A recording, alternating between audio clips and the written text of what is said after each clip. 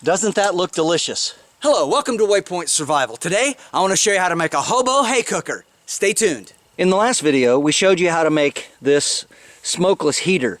After it's heated up real good and everything gets burnt down to coals, it develops a really nice warmth on the outside, and you stack that, it's full of wood, keep it burning until it's full of coals, and then you could stay warm with it just hunched around it or even inside your shelter at night. Of course, older shelters were much more ventilated than today, so you have to be careful about that. But something that you could do with this back in the old days was you could make this into a cooker as well. Many times a hobo would have to leave camp, and he might be gone all day for work, and hopefully that was the case. And I understand from my friend Craig, who helped me out with this idea, that there were two questions that hobos always ask each other when they first came into camp.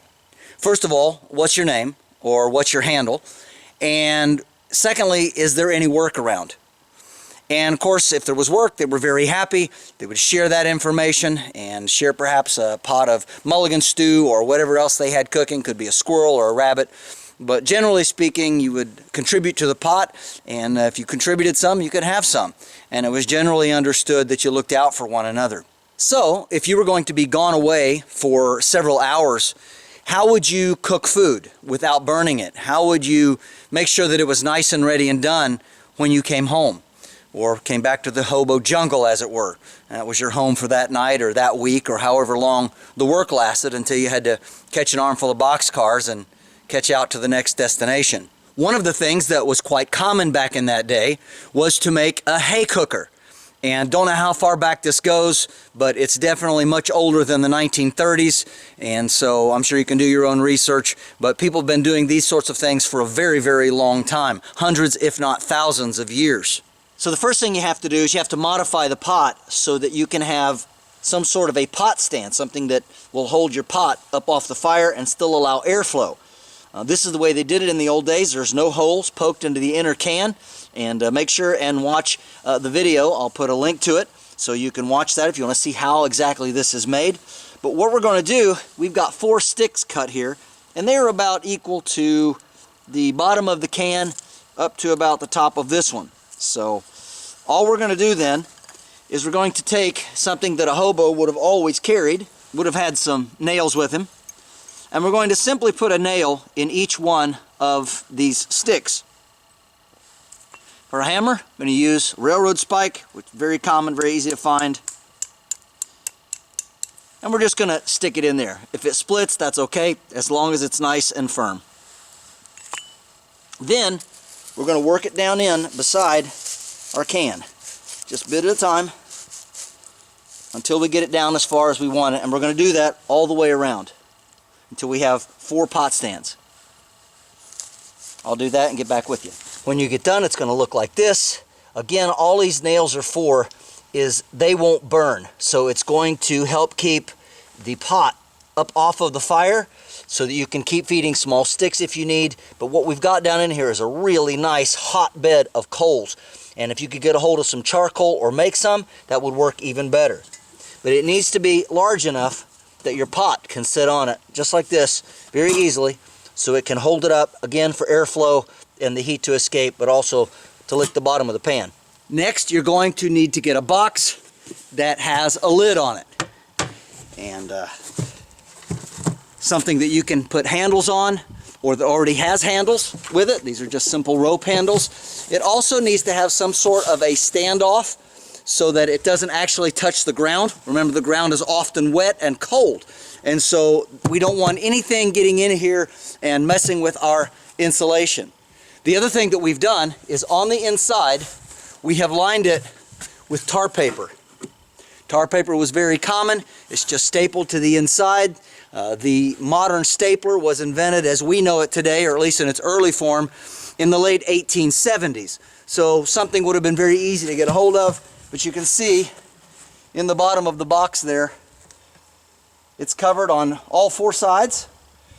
That's going to keep not only the hay from coming out, but it's also going to make sure that it holds the heat in better and keeps moisture from coming up through the ground and soil and making our hay wet.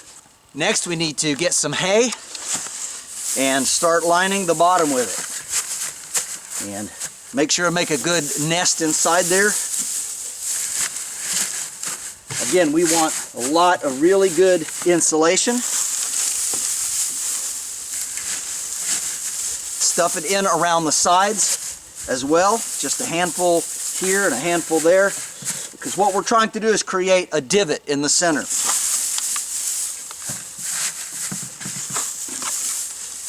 Something like this. Then you can put as much or as little as you want inside of this. Now once we get this kind of like we want it, we want to make sure that our pot fits. Going to put it in here and make sure that there's plenty of hay around it, just like that. And then there's one more step that we need. You need to have some sort of a bag, and inside of the bag here is just more hay. You can see that? And this bag is for on top. This is our top insulation, right over top of that. And then everything needs to be situated so that this lid will close, and you can work with this a little bit. The important thing is to make sure we get a nice tight fit. Now, this box doesn't have a latch on it, but we could always set a stone or something like that on it to help hold the heat in. Now that we're ready, let's do some cooking. Something that the hobos would have had available to them very early on, and really even after the Civil War, was elbow macaroni. Interestingly enough, elbow macaroni was introduced to the United States by President Thomas Jefferson, who served macaroni and cheese in the White House in 1802. Our elbow macaroni is carried in a cloth sack in an old Rumford tin. So we've got that. We also have a couple of hot dogs, as well as some good old cheddar cheese we could put in there and melt to make a proper meal. First thing we're going to do is put our macaroni in here. Just go ahead and use all of it. Again, hobos didn't carry a lot. They would try to get what they could day by day, so you would not mind using it up. I'm going to add some water.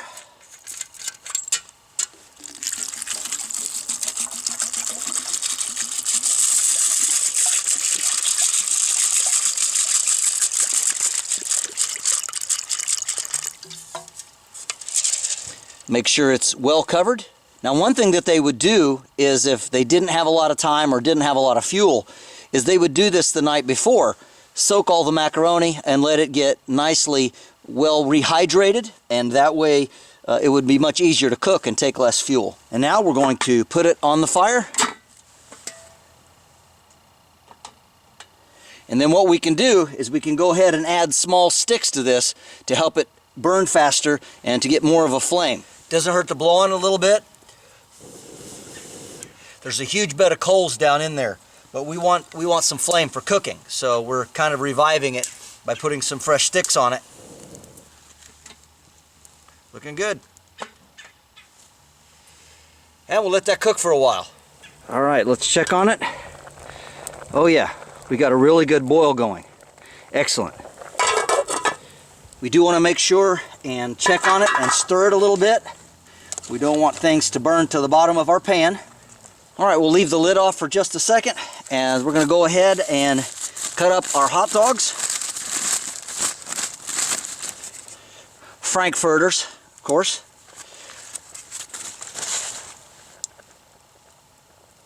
And we don't have to cut these small. We're just going to make some larger chunks out of it.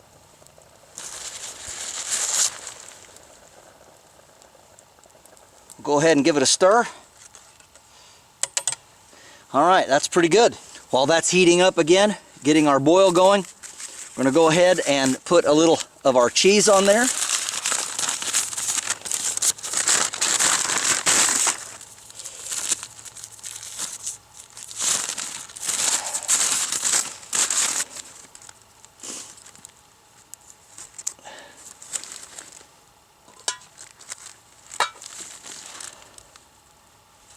Do about half of it for this size pot. There we go. And this we can save for later. So we've got it well heated up, and we're ready to put it in here. I mean, it was just recently boiling. You can see we still have this divot inside here. Get that where you can see it, where we made the pot room for it. So without any further ado, we just set it in there, press it down, and we put this over top of it. All right, if we've done our job well, make sure we don't spill this when we pick it up. We can go ahead and stick this inside the shelter, and it will stay warm for hours. We'll continue to cook, and when we get back from work, it's going to be ready to eat.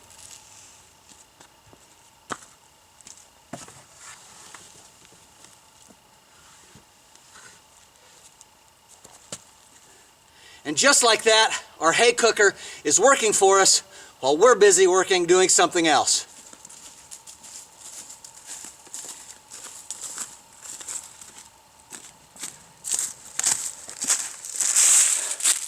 Well, that was a good, long, hard day of work. But let's check and see how our Hobo hay heater has been doing while we've been gone.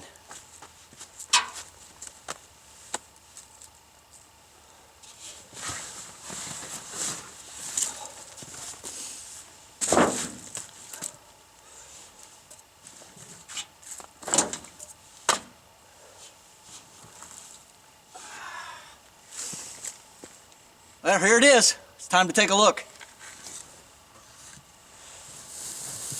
Oh, you can feel the heat in there. Whew, that's quite warm. Top of that pot. All right. Let's look at it carefully here. Always carry your spoon with you in your pocket. Oh my, look at that. Steam rolling out. You can see that. Cheese nicely melted in there. And doesn't that look delicious? Wow. What an incredible meal. And how easy to cook it. Nicely insulated, holding the heat in while we've been gone. All right, well, it's time for this hobo to have his supper. Oh, yes. Oh, look at that. And then we just go ahead and put the lid back on, put our insulation back in place, and that meal will continue to stay hot for quite a while longer. Well, folks, it's been a long day and I'm hungry.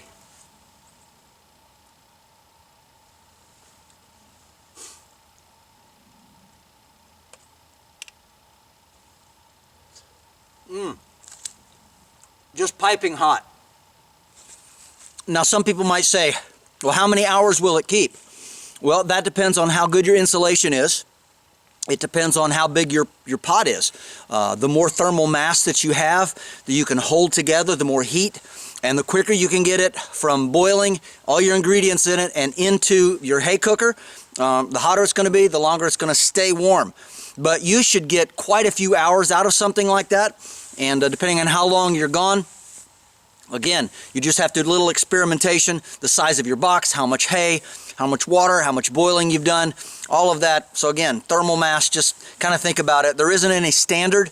You're just going to have to practice with it, but it works really well.